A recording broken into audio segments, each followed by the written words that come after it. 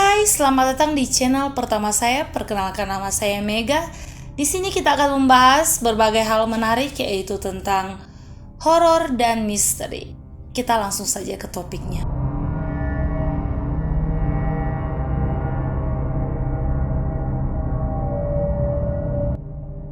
Kutukan Makam Carl Prit. Pasti untuk kalian yang gemar dengan cerita seram, sudah tidak asing dengan kisah kutukan makam Carl Prit ini. Kisah yang berasal dari Pulaski County, negara bagian Kentucky, Amerika Serikat ini sudah menjadi sebuah fenomena yang sulit dijelaskan oleh akal sehat. Pasalnya, makam ini seakan menaruh kutukan kepada semua orang yang mengganggu atau bahkan mengejeknya. Dan dengan sangat mengagetkan, semua korbannya mati dengan cara yang hampir sama atau penyebabnya yang serupa. Carl Prit lahir pada 26 Maret 1916 di Kentucky, Amerika Serikat.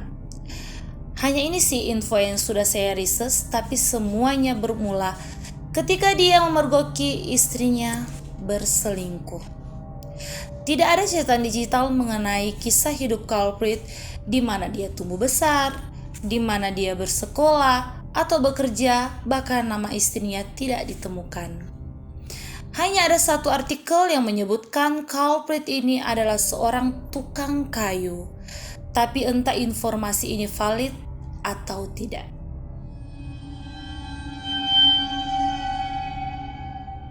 Semuanya bermula pada tahun 1938 ketika Carl pulang ke rumahnya dan memergoki istrinya sedang bersama dengan seorang pria lain di atas ranjang. Carl yang terbakar cemburu emosinya sudah tidak bisa ia kontrol lagi sehingga ia mencekik istrinya sampai mati. Selingkuhan istrinya yang namanya tidak disebutkan ini langsung melarikan diri lewat jendela. Carl yang kemudian menyesal sekaligus panik karena melihat istrinya yang sudah terbujur kaku tak bernyawa, memutuskan untuk mengakhiri hidupnya. Tragis banget. Karena keluarga dari pihak istri yang sangat marah, mereka tidak mau kalau Carl dikubur berdekatan dengan istrinya. Jadi Carl dikubur sangat jauh terpencil di area pemakaman.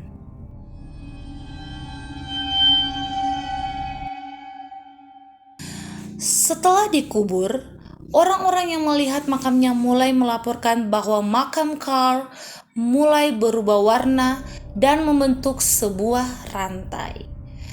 Ada yang melaporkan batu nisan tersebut seringkali berubah-ubah warna, kadang coklat, kadang abu-abu, kadang warna yang lain.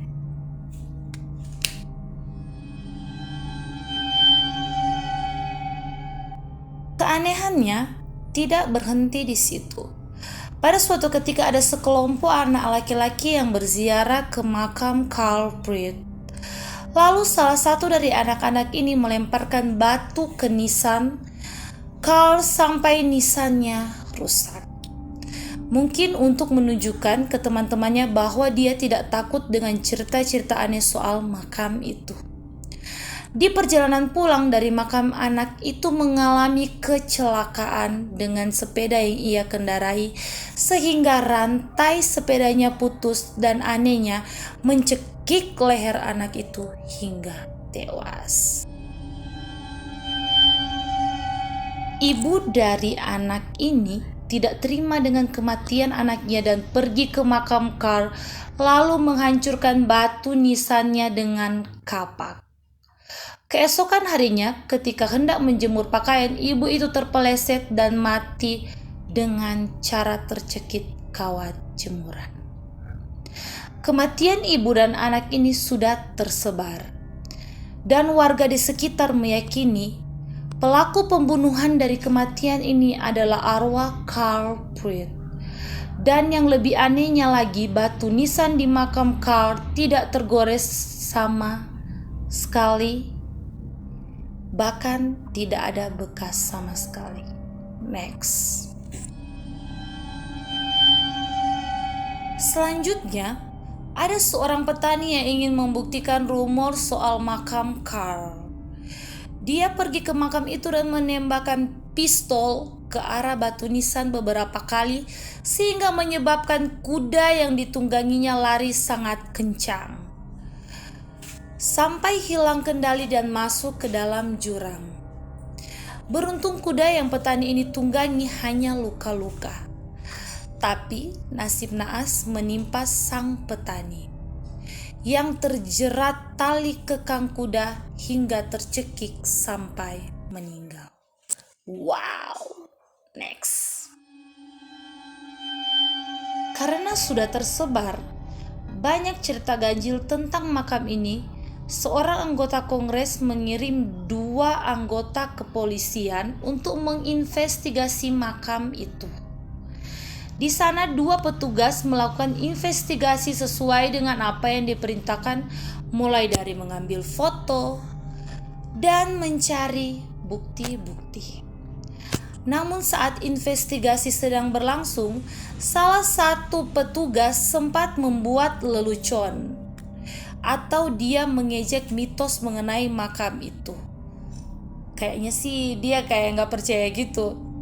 Setelah akhirnya mereka meninggalkan makam itu, di perjalanan mereka pulang, mereka diikuti oleh cahaya yang terlihat di kaca spion mobil mereka. Cahaya terus mendekat sehingga mobil mempercepat lajunya sampai hilang kendali dan menabrak 2 tiang yang dihubungkan dengan rantai. Mobil berguncang dan mengakibatkan 2 petugas yang membuat lelucon atau mengejek makam Carl tadi hampir terpenggal kepalanya dengan rantai yang tergantung. Next. Setelah kematian petugas tadi, orang-orang di sana jadi sangat takut dan tidak ada yang berani datang ke makam Pruitt. Tapi ada seorang pria yang ingin membuktikan kalau mitos tentang makam itu hanyalah tahayul. Wah, kayaknya ini nggak ada kapok-kapoknya sih. Satu malam, dia pergi ke makam Pruitt membawa palu dan pahat untuk menghancurkan makam itu. Menurut laporan orang-orang di sana, mereka mendengar suara palu yang kemudian berganti dengan suara teriakan. Beberapa penduduk datang ke sumber suara dan menemukan pria itu sudah mati tercekik oleh rantai yang digunakan pada gerbang pemakaman. Ada juga cerita lain yang beredar kalau dia mati di gerbang pemakaman sebelum mencapai makam Pruitt, karena tidak terdapat sedikit pun bekas palu pada batu nisan Pruitt.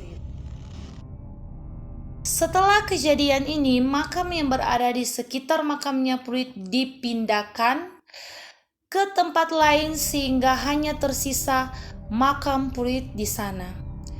Dan makam ini ditemukan hancur tahun 1958.